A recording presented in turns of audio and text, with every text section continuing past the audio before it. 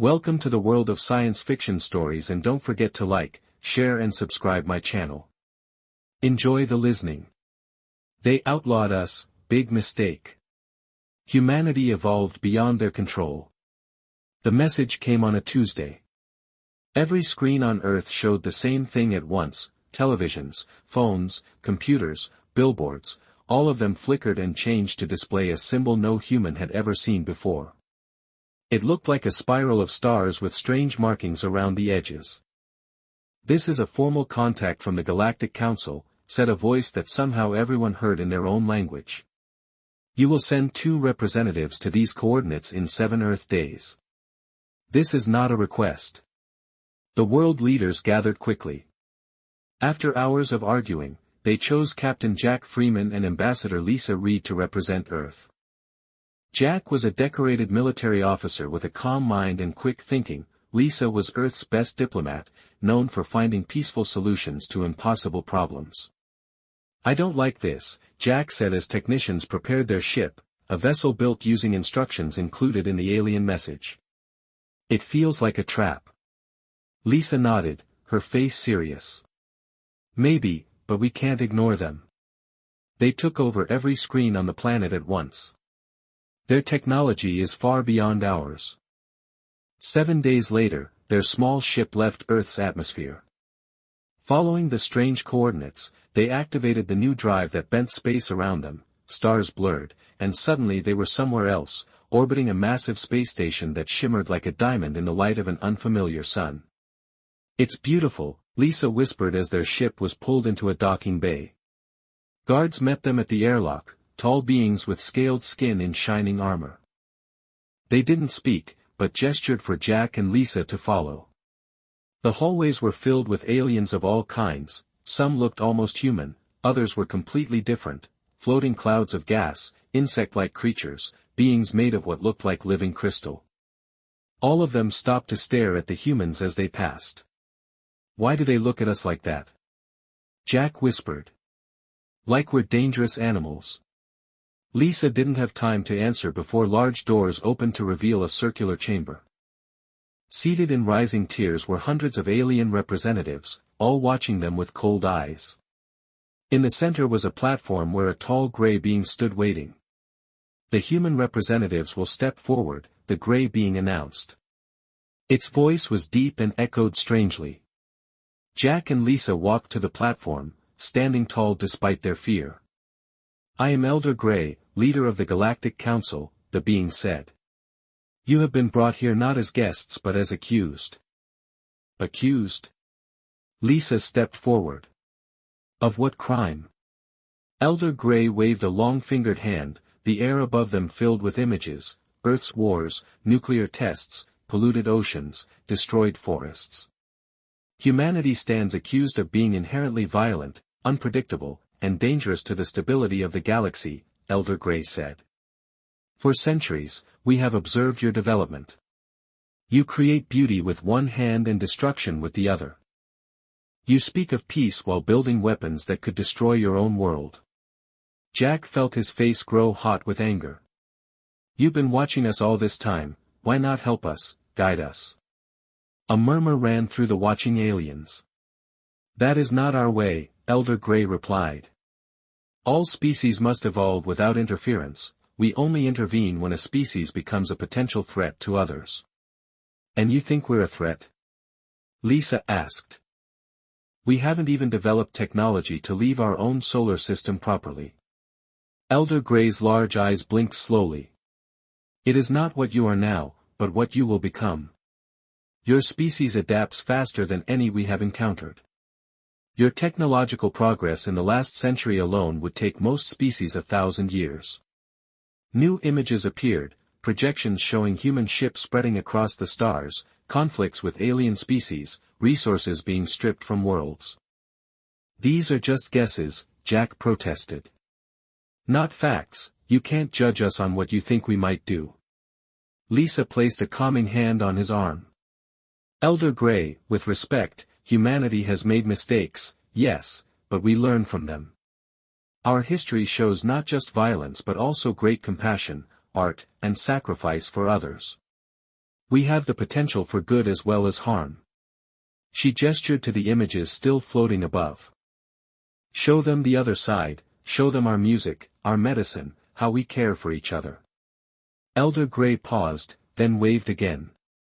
New images appeared, humans helping each other after disasters, doctors saving lives, people from different countries working together. For a moment, Lisa felt hope, but then Elder Grey spoke again. The Council has reviewed all evidence, both promising and concerning. We have debated for decades about humanity's place in the galactic community. The chamber grew very quiet. The final vote was cast yesterday by majority decision. Humanity is deemed too unpredictable and potentially dangerous for free interaction with galactic society. Jack stepped forward. What does that mean? It means, Elder Grey said coldly, that Earth and your entire solar system will be placed under quarantine, no ships in or out, no communication with other worlds, no sharing of technology or knowledge. You're imprisoning our entire species. Jack's voice rose in anger. We prefer to call it protective isolation. Elder Grey replied, the quarantine will remain until humanity proves it can control its violent nature. And how long will that take? Lisa asked, struggling to keep her voice steady. That depends on you. Previous quarantines have lasted anywhere from 200 to 5,000 years. A shocked silence fell between the humans. The decision is final, Elder Grey continued. You will be returned to Earth to deliver this message. The barrier will be activated one Earth day after your arrival. Lisa tried one last appeal, please reconsider, at least give us a chance. The Council has spoken, Elder Grey interrupted. This session is concluded. As guards approached to escort them out, a small alien with blue skin brushed past Jack. Something small and metal was pressed into his hand. Not all agree, the alien whispered quickly. I am more find a way to contact me. Jack closed his fist around the object, hiding it from view as they were led back to their ship. The return journey was silent. Lisa worked on how to explain this to Earth's leaders. Jack examined the small device Moore had given him, some kind of data storage with strange symbols on it. As Earth came into view, beautiful and blue against the blackness of space, Lisa finally spoke, this isn't the end. They've underestimated us. Jack nodded, still holding the small device. They think they're locking us away, but maybe they'd just given us the motivation we needed to become something greater one day, Lisa said, looking at their home planet. They'll regret making humanity their enemy. What neither of them knew was how soon that day would come. 5 years passed since the barrier went up around Earth's solar system. From the outside, it looked like a faint blue bubble stretching far beyond Pluto's orbit. From the inside, it felt like a prison. The day after the barrier appeared, all deep space communication stopped.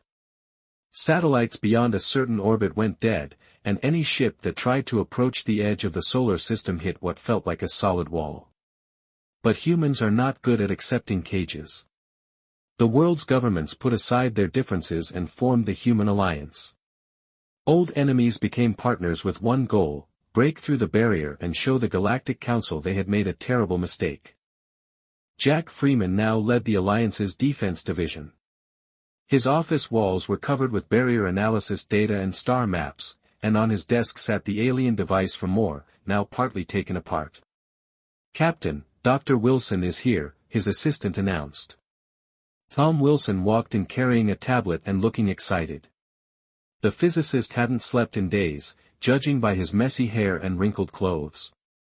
We did it, Jack, he said, not bothering with formalities. We finally cracked Moore's data. Jack stood up quickly. You can read it, what does it say? Tom placed his tablet on the desk, showing complex diagrams. It's the barrier specifications, and better yet, it shows how the barrier works. It's not solid all the time, it pulses. There are microsecond gaps, we could slip through if our timing is perfect. Could we get a ship through a small one? Jack asked. Yes, for about 3 seconds every 6 days, just enough time. Jack smiled for the first time in months. Get Lisa on the call. It's time for the next phase. 3 months later, deep underground in a secret facility, a sleek ship waited in a launch bay.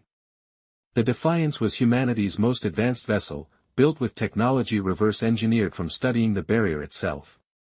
Lisa Reed, now Director of Alien Relations, inspected the final preparations. Since returning from the Council, she had dedicated herself to understanding alien cultures and technology. The ship is ready, Jack said, joining her on the observation deck.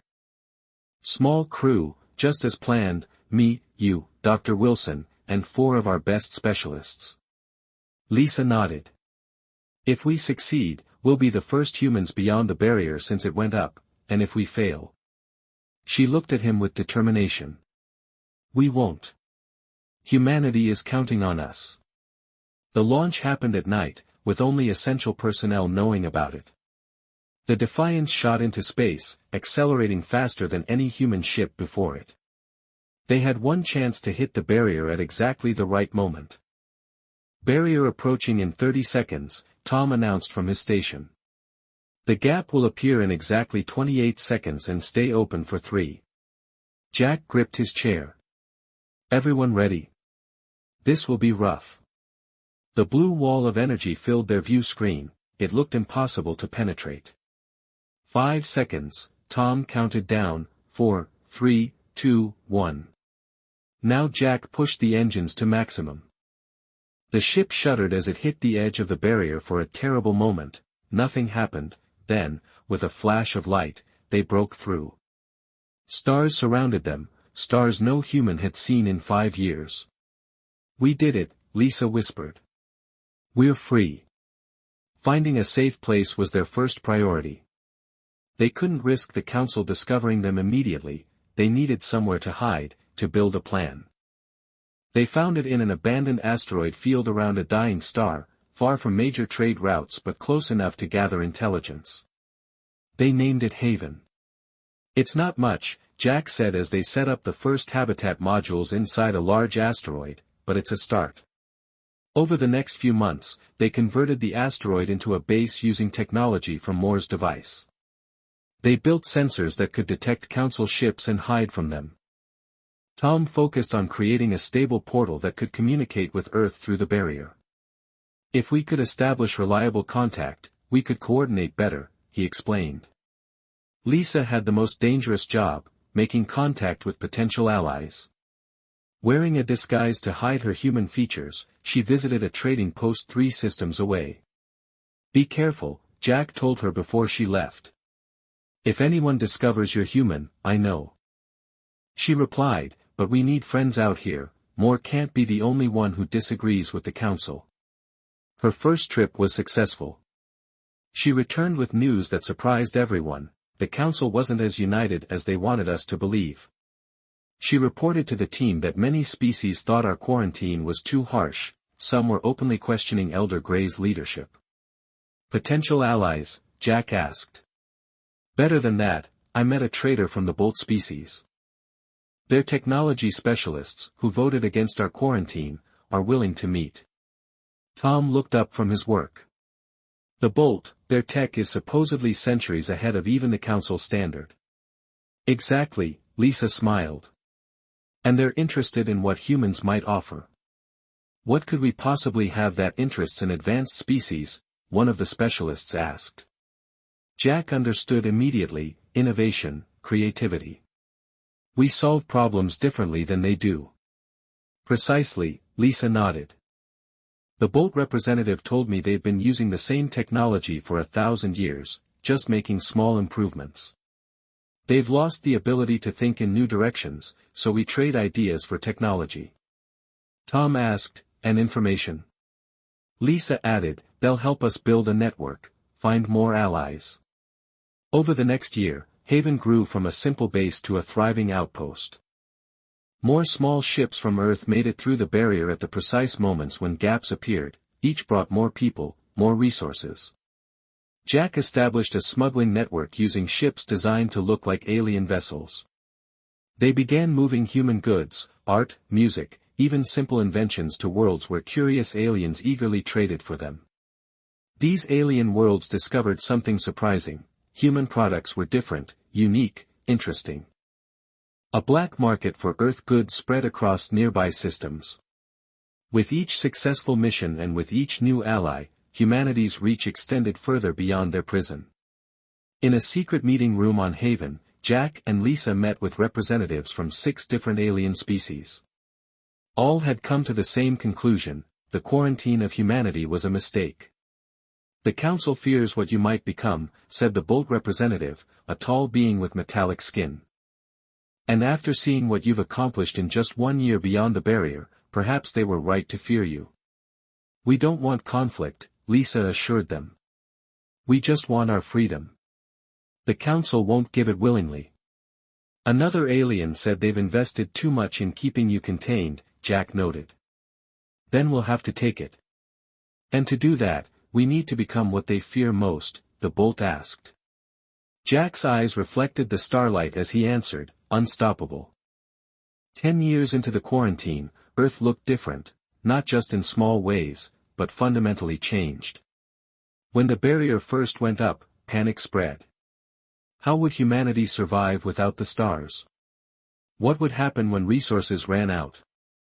But humans don't stay afraid for long, they get busy. Maria Doss walked through her test field, touching the plants that grew in soil that once was dead. Before the quarantine, she had been an environmental engineer trying to save dying ecosystems. Now she led Earth's most important project.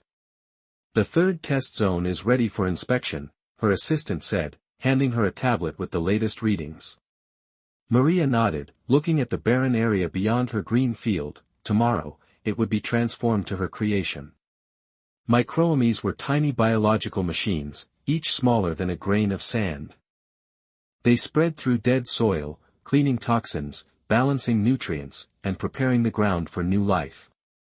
What once took nature centuries, Maria's invention did in weeks. The Sahara Desert was already 30% green, Antarctica had farms, the oceans were cleaner than they had been in 1,000 years.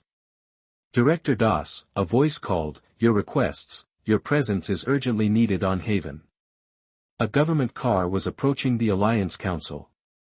Jack Freeman, on Haven, no longer looked like the military captain who first visited the council. His hair had gray streaks now and lines marked his face, but his eyes burned with the same determination. The outpost had grown into a small city hidden inside the asteroid. Nearly 5,000 humans lived there now, along with several hundred alien allies.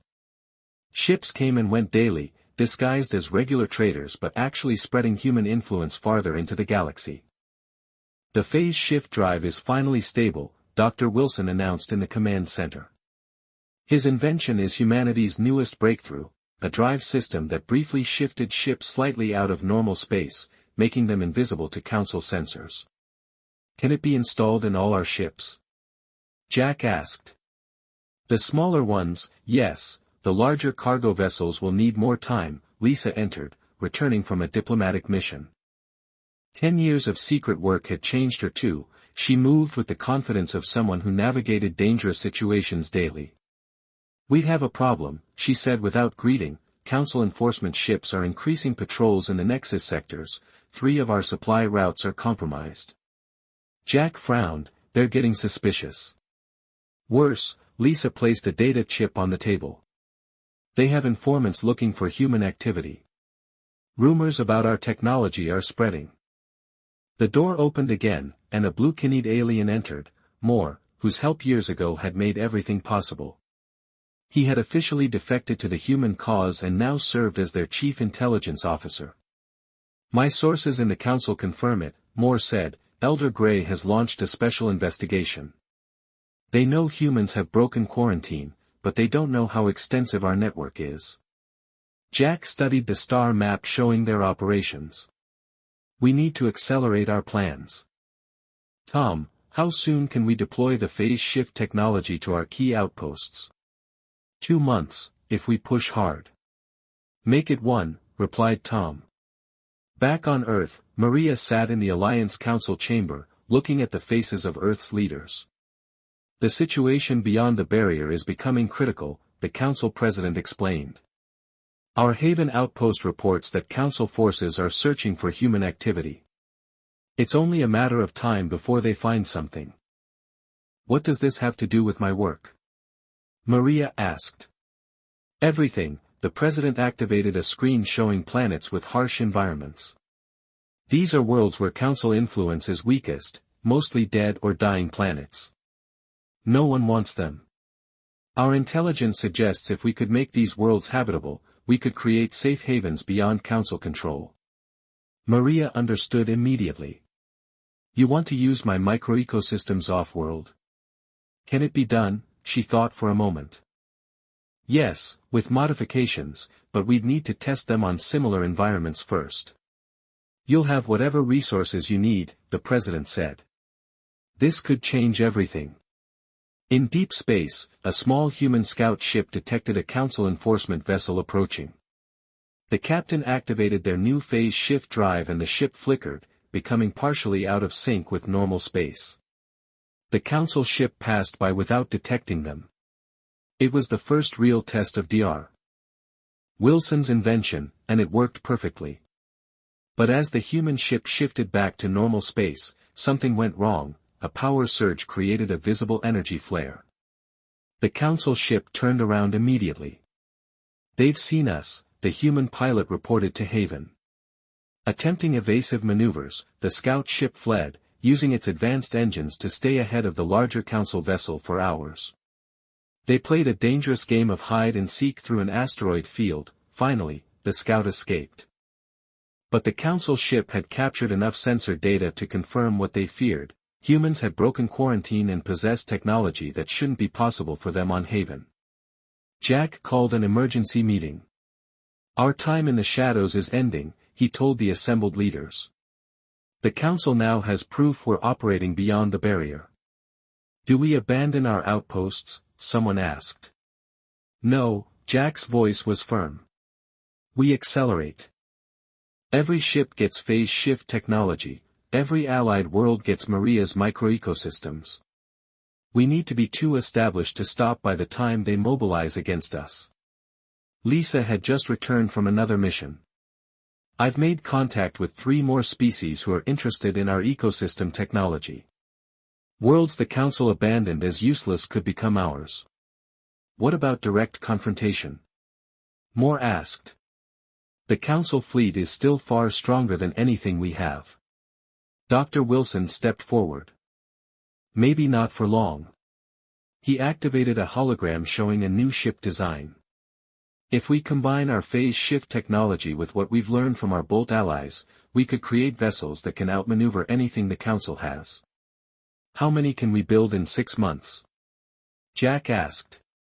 With our current facilities, maybe 20. Start with 5, quality over quantity, Jack decided.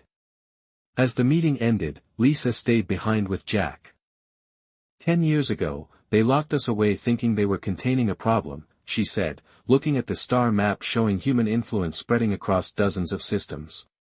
Instead, they forced us to become something new. Jack nodded. The council feared what humanity might become if left unchecked. He gestured to the reports of their technological breakthroughs, their growing network of allies, and the worlds being transformed by Maria's technology. They were right to be afraid. The council chamber was in chaos. Representatives from 30 different species shouted over each other as Elder Gray tried to maintain order. The evidence is clear, he finally announced, his voice cutting through the noise. Humans have broken quarantine, they are operating throughout our territories using technology they should not possess. A hologram appeared, showing footage of human ships using phase shift technology, disappearing and reappearing in space. More concerning, Elder Gray continued, they are changing planets we deemed uninhabitable. The image changed to show a barren world rapidly transforming, plants spreading across its surface in a matter of days. How is this possible? Asked one council member. Unknown, Elder Gray replied, but it threatens the balance we have maintained for millennia. I am activating Emergency Protocol 7, all council enforcement ships will be mobilized to locate and eliminate human outposts. Only 3 council members voted against the decision. Agent Blue was the council's best investigator, cold, methodical, and relentless. He had tracked down smugglers and pirates across the galaxy. Now he had a new target, humans. His ship dropped out of faster-than-light travel near a small trading outpost where suspicious activity had been reported. He didn't wear the usual council uniform, instead, he was dressed as a common trader. For 3 days, he watched and listened. On the 4th day, he noticed a pattern: certain ships arrived with unmarked cargo, met with the same contacts, and left quickly. He followed one such ship as it departed, tracking it through 2 star systems before it disappeared from his sensors. Agent Blue was patient, he waited, recording the exact location. 6 hours later, another ship appeared in nearly the same spot, seemingly out of nowhere. Agent Blue's instruments caught a brief energy signature, different from any he had seen before. He adjusted his sensors based on this reading and waited for the next ship. This time, when the ship activated its phase shift, he could faintly track it. The trail led to a dense asteroid field around a dying star, perfect for hiding a base. "There you are," Agent Blue whispered as his scanners detected energy readings from inside one of the largest asteroids. Jack was reviewing the latest reports from Earth when alarms blared throughout Haven. "Unidentified ship approaching," announced the security officer. "It's using Council scanning patterns but not broadcasting Council IDs." "An investigator," Jack said. "They found us sooner than expected. Activate defensive systems outside, hidden weapons platforms, powered up and targeting the approaching vessel." "Wait," Lisa said, joining Jack in the command center, "if we destroy a Council ship, they'll send a fleet next time. We need to know what they know." Jack considered this. "You're right, disable their ship, but keep it intact. Bring the pilot in." Agent Blue was surprised when his engines suddenly failed before he could send a distress signal. His communications were jammed, his ship was pulled toward the asteroid by tractor beams. When the airlock opened, he found himself facing armed humans and their alien allies. "Council investigator," Jack said, looking at the tall, thin alien with pale skin, "welcome to Haven. Sorry about your ship." For 3 days, Agent Blue refused to speak during interrogation. On the 4th day, Lisa tried a different approach. "We're not going to harm you," she said, entering his cell alone and unarmed. "That's not our way, but we need to understand why the Council fears us so much." Agent Blue stared at her with large black eyes. Finally, he spoke, "The Council does not fear you, Elder Grey fears you and those who profit from the current order." "What do you mean?" "Your quarantine was never about protecting the galaxy from human violence," Agent Blue said. "It was about protecting the status quo." Over the next hours, Agent Blue revealed the truth. The Council had existed for over 10,000 years, dominated by the Sing-5 species. They maintained their power by controlling the flow of technology and resources. "Your kind adapts too quickly," he explained. "In the centuries we observed Earth, you went from horse-drawn carriages to space stations. What other species took millennia to achieve what you did in a few generations? That's why they isolated us, because we learned too fast."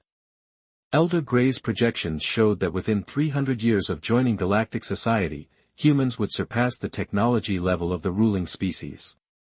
The quarantine was designed to keep you contained until your civilization either collapsed or stagnated. Lisa was stunned. "That's monstrous." "It is politics," Agent Blue replied simply. "I enforce Council law, but even I can see that this decision was wrong." He hesitated, then added, "There is more. Many Council members were not told the true reason for your quarantine. They were shown only images of your wars and told you were too violent to join galactic society, so the Council itself doesn't know the truth. Many would oppose Elder Grey if they knew, especially now, seeing what you've accomplished despite the barrier." Jack called an emergency meeting after hearing Lisa's report. "If what Agent Blue says is true, we have a chance to split the Council," he said, "but we need proof." Agent Blue, now cooperating, spoke up, the evidence exists in the Council's secure archives, records of the real deliberations, Elder Gray's projections, the true vote tally. Can you access these archives? Jack asked, not alone, but I know the systems. Lean forward, I still have friends inside the Council. If we combine their access with Agent Blue's knowledge. Jack nodded. A small team then, Agent Blue, Moore, and myself, we infiltrate the Council station and find the proof. It's a huge risk, Lisa warned, if you're caught, we're out of options.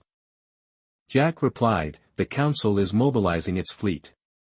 We've detected increased activity near the barrier, they're preparing to attack Earth directly. Maria Doss joined the meeting via hologram from Earth, where fields of green stretched across what had once been wasteland. My technology is ready for deployment on a galactic scale, she reported. We've successfully transformed 3 test planets beyond the barrier. The results are even better than we hoped. Jack looked at the images of barren worlds blooming with life.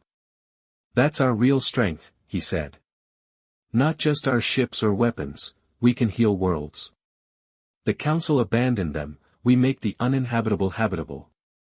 And that, Agent Blue said quietly, is precisely what Elder Gray fears most, you offer an alternative to Council control. 3 days later, a small ship left Haven carrying Jack, Agent Blue, and more. Using the phase shift technology and Agent Blue's Council codes, they planned to infiltrate the heart of the organization that had condemned humanity. Their mission was to find the truth and let the galaxy hear it. The Galactic Council headquarters shimmered like a diamond against the blackness of space. Inside, Elder Gray stood before a large view screen showing the Council fleet assembling over 100 warships prepared for their mission, a direct strike against Earth to end the human problem once and for all. Is this necessary? Asked a Council member from a peaceful species. Reports say humans are simply terraforming dead worlds, they harm no one. You don't understand their true nature, Elder Gray replied sharply. Each world they claim expands their influence, their technology spreads too quickly. The quarantine has failed, so we must take more permanent measures. What Elder Gray didn't know was that at that very moment, 3 infiltrators were making their way through the station's maintenance tunnels. Jack, Moore, and Agent Blue moved silently, avoiding security patrols using Agent Blue's access codes and Moore's knowledge of the station layout. They reached the central archive, a vast room filled with glowing data crystals. The evidence should be in the restricted section, Agent Blue whispered, pointing to a sealed door. Elder Gray keeps the most sensitive records there. Moore worked quickly to bypass the security system. The door slid open, revealing a smaller room with a single console. We have 30 minutes before the security system resets, Moore warned. After that, alarms will sound. Jack nodded. Let's make it count. On Earth, Lisa addressed the Human Alliance Council via secure transmission from Haven. Jack's team has infiltrated the Council station. If they succeed, we'll have the evidence we need, but we must prepare for the worst. Maria Doss stood up. My team has prepared packages of microecosystems for all our allied worlds. If the Council attacks, we can activate them immediately, securing those planets for our allies and our defenses. The Alliance President asked, 20 ships with phase shift technology are in position near Jupiter. Lisa replied, if Council ships break through the barrier, that's where we'll make our stand. Few against so many, someone asked. Lisa's expression remained confident. Sometimes it's not about numbers. Jack downloaded file after file from the archive console, revealing the truth behind humanity's quarantine. Listen to this, he said, playing an audio recording of Elder Gray speaking to his inner circle 15 years ago. These humans are unlike any species we've encountered. Their adaptability threatens everything we've built. The 5 ruling species have maintained control for 10,000 years by carefully managing technological advancement. Humans could upset that balance within a few centuries, quarantine is our only option. And here, Jack continued, finding the original vote record, the full council never approved the quarantine, only the ruling 5 voted, and they falsified the records. We need to broadcast this to everyone, Moore said. Agent Blue accessed the station's communication system.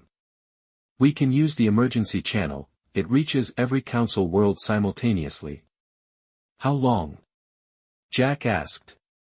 5 minutes to set up, but once we start broadcasting, security will locate us immediately.